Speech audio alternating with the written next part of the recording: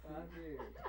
And, well, you know what I think is, and I've seen it on organizing campaigns and strikes before, and especially like organizing campaigns. Turn your page.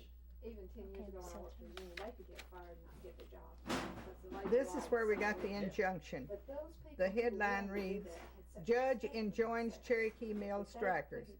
Gorman, he's from the national office, seeks true protection. Good. And I think in the long run, they were better off than people Next. who were always playing the conservative side, keeping their head down and not willing to take a risk. Because the people who took a risk were This is blacklisted. one way or the other, and usually they were better off. This is when we were blacklisted, those of us who were very active in the strike, and the mill management knew us when we were blacklisted forever. We went to the gate and they turned us away. Okay, now he wasn't on that. He You don't, he's just going to get it. You don't have to talk about it. Okay, okay, okay. I used to be that way. And you can imagine, you know, how we lived. We had chickens, we had cattle, we had hogs. Okay. Yeah. We had Turn the everything. page. Yes, please. Everything you needed that you couldn't buy now. Yeah, that's right. And that's another thing that's wrong with children. This is where we fought the injunction. Taught them to do anything. No, they don't know And you how didn't to get do very anything far. in the house. No, No, we didn't. Girls don't know how to cook anymore. that's right. This old, Okay. Microwave I'm sorry. everything. where we live, we don't even have one. Where we live now. Got it? It's Oh, okay. a big old farmhouse. Okay, that's as far as we went. Okay. Yeah. I want to get her picture. Don't realize that. They think that people are in I'm the going to go textile in mills because they separately have onto a the Okay, Joan yeah. of Arc thing Good, when we yeah. get this. They Okay. just don't know what, just like I told a guy some time ago. Okay, I said, I'm going you in. don't have that shirts made? He said, why, yes, they make it in the factory. I said, what factory? He said, well, the shirt factory. I said, oh, no. He said, what do you mean? I said, I moved those for about 12 years. Flies all over me. It's on a cut. For the unions, 'cause We'll hold that and then cut to the other picture. have a Okay, respect for great. themselves. You know, to That's realize another that I restaurant. respect them and they should respect themselves and stand up and say, there are people with college education can't build a dog house. But there are people that only have a grade school education, go out there and build a house. Okay, With no help at all. try something here, okay? I said something to you about education and what kind of education can really. No, it's not going to work. This is Okay. it's good idea. Starting from the beginning, you see, with the book closed. Let's go Oh. put it together. But yeah, that's what And we went out there and he got his. Yeah. Tell me when. I just got out there to get to lay it out. We got up. Okay, do it. He was sitting right there. Do you see these empty No, chairs? it's going to be a quick close-up. He said, oh, no. People will never Get see out, it. wait, my sequence. I Okay. said, Red, I'll fix it. Point around to And I some of the said, things. First thing, I said, here, Okay, get now that. look to your He left said, for a I never moment, would've thought. as if you're, and then look towards Homer. They don't make them Now like back that towards anymore. Foots. They still Okay, flip the page. Another page. Flip the page. Turn the page, please. Lucille, we got. Run your finger under the headline, please. Yeah. I hated you couldn't wear, oh, thank you, couldn't wear your Turn the pretty blue page. shirt. Matched your eyes. My what? She's gonna die when she sees you. Okay, that's it. Okay, good. 15 seconds at the head? What? 15 seconds at the head, right?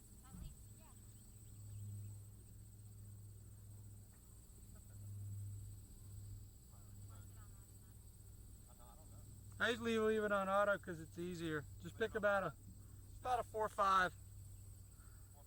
4.5, 5.6.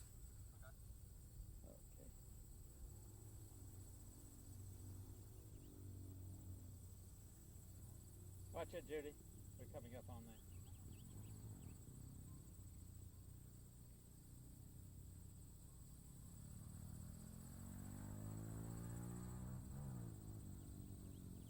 I think we got dirty heads again.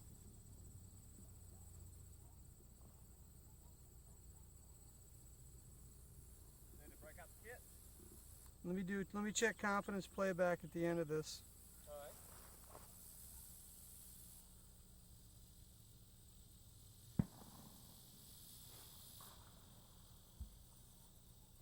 Hear that, Judy? That's a gun. Being fired. I just thought I'd let you know. Somebody probably took some beer can. Good, I bet it's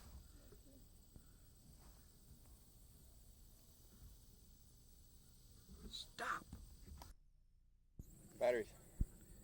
Let me try this shot and see if it happens again. You know what? I wonder what it might have been. It might have been a funky connection.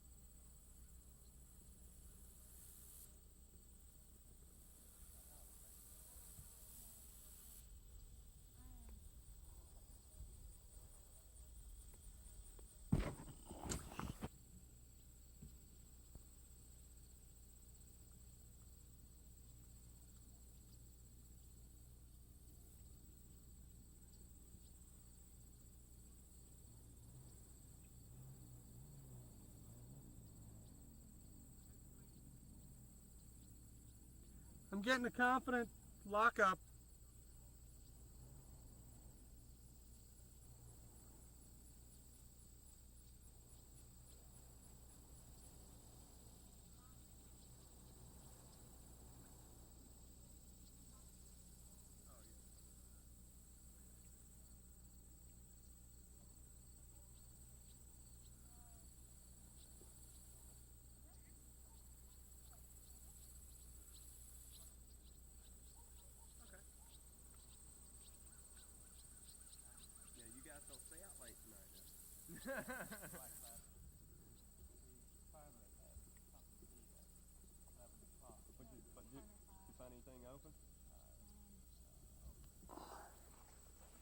Judith?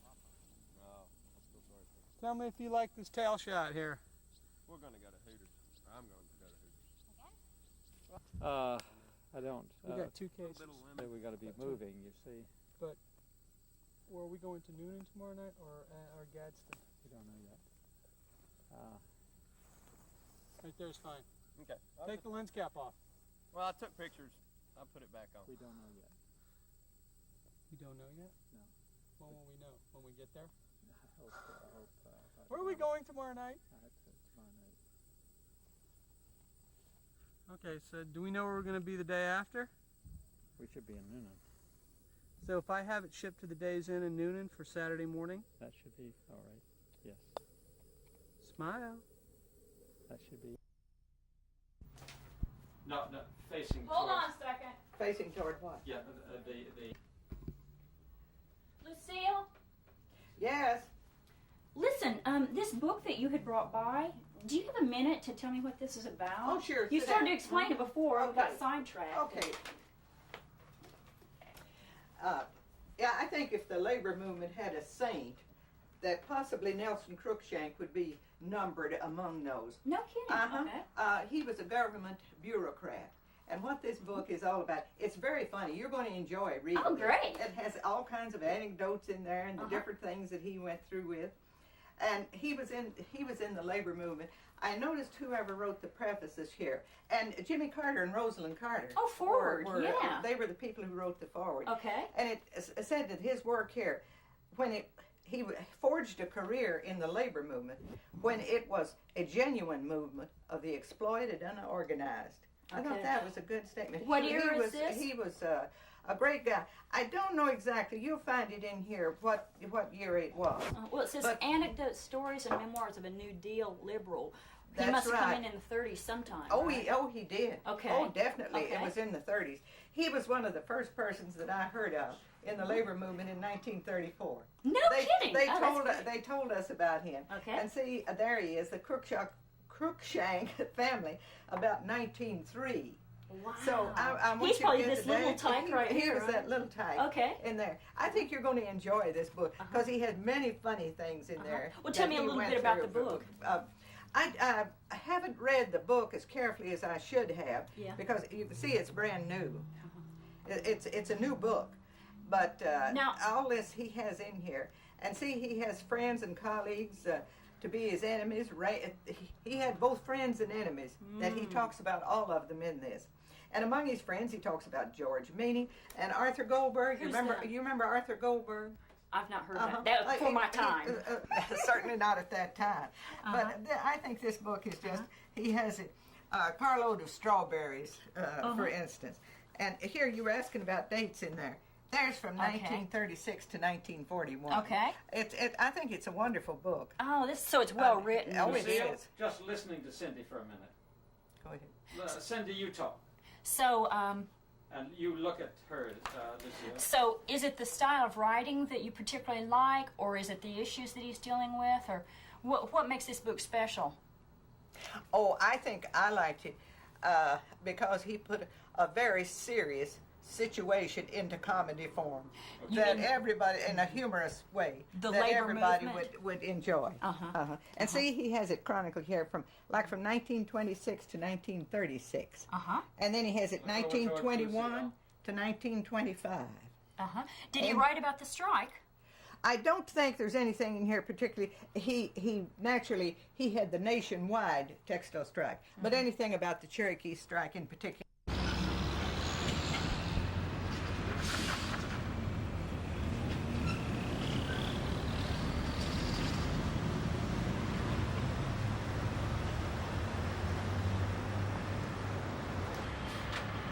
She'll be on her way by the time you get in here. I won't have her coming around the corner, okay?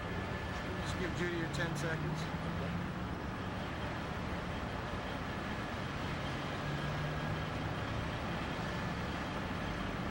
Lucille!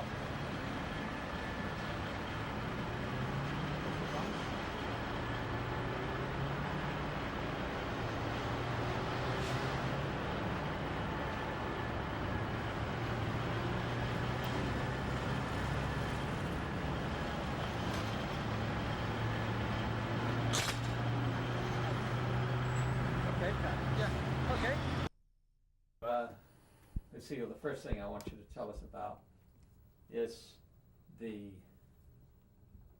about where your family came from and how you got into the cotton mill. First, how old you are and all of that.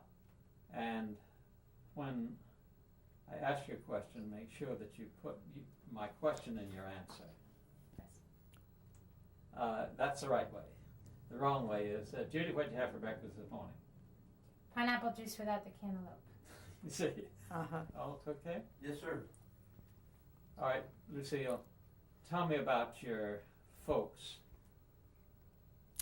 Well, we lived, and I was born, up in Jefferson County, about 2 miles east of Strawberry Plains.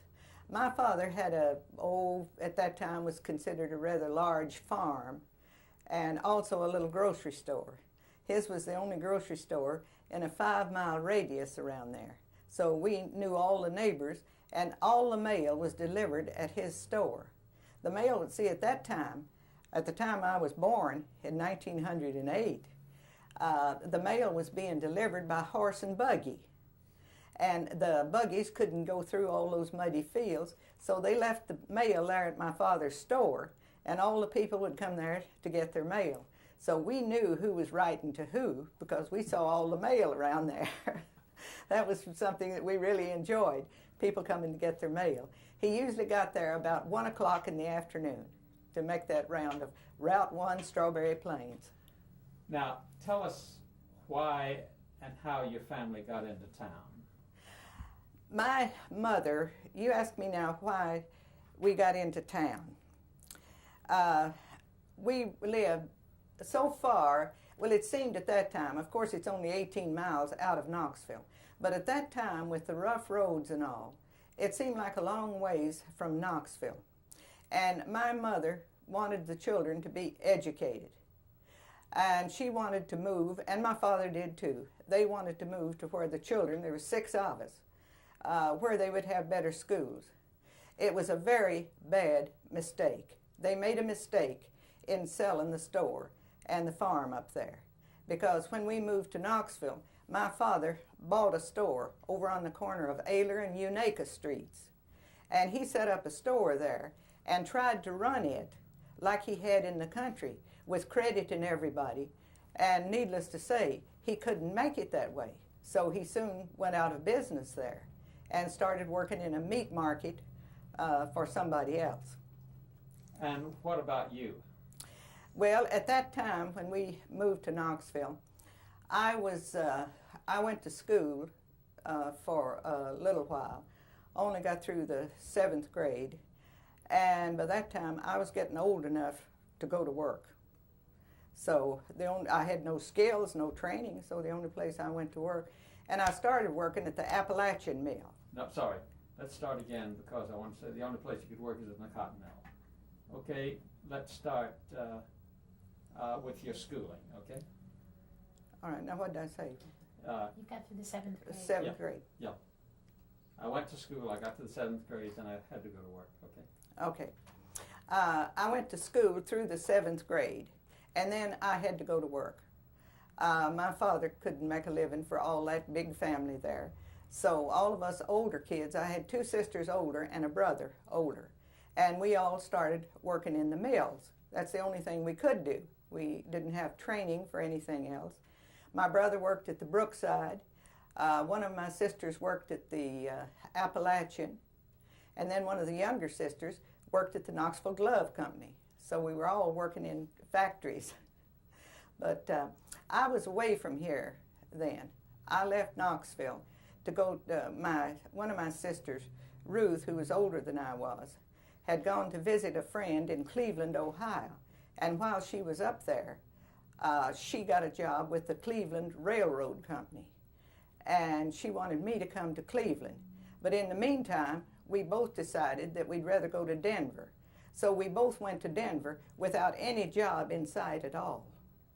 We went there and moved into the YWCA and started looking for a job. And my first job was in a restaurant there as a waitress. I lasted 2 hours. I didn't make it there at all. And the next job that I had was with a very small upholstering company, where, of course, I had no skills there, but all they needed was somebody to write receipts by hand, and I could do that. And they were willing to pay me $14 a week, so I took that job. And then from that, I got a job as a file clerk with the Door Engineering Company, which was a big outfit there. And I really started making big money then. I started making $60 a month.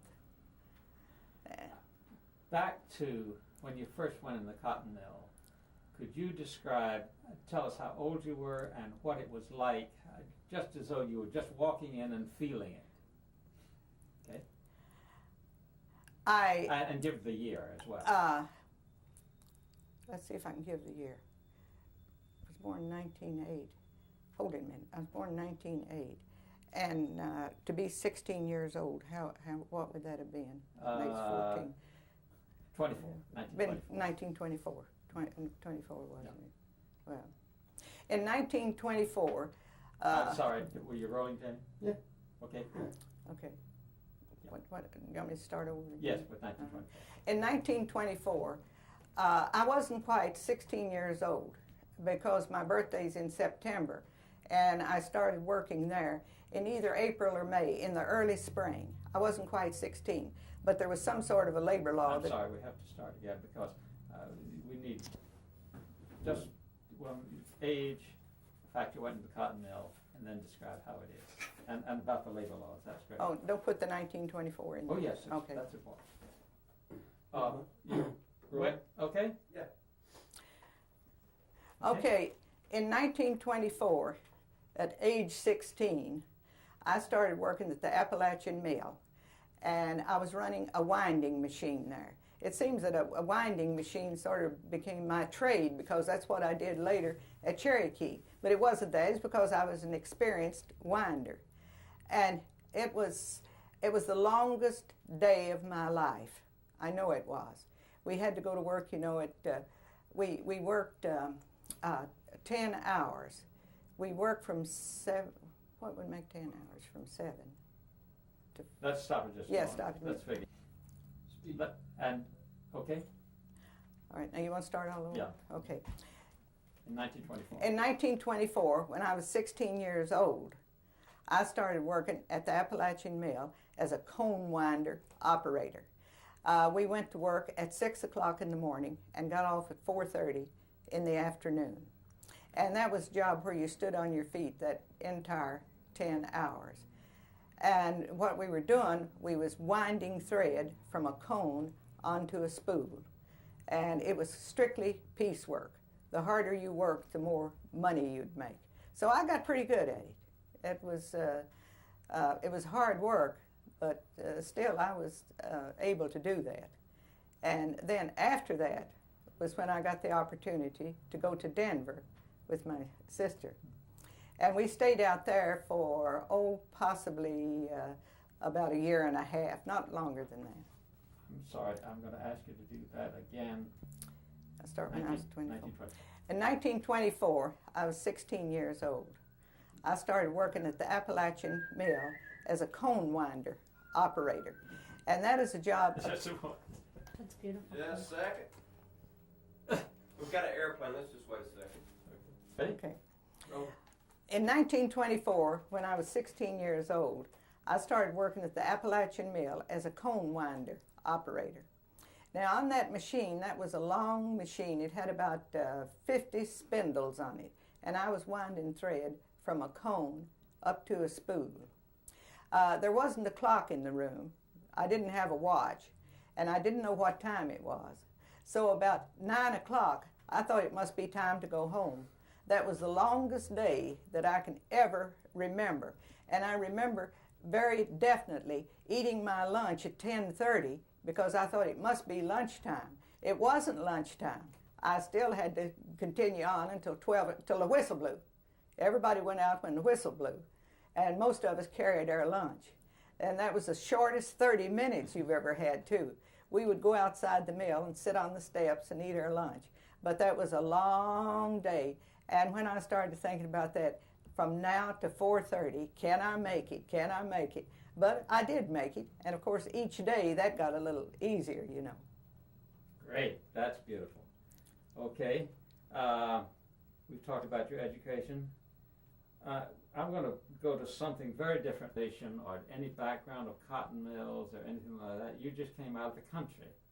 Did you have any conception of what you were getting into? Absolutely.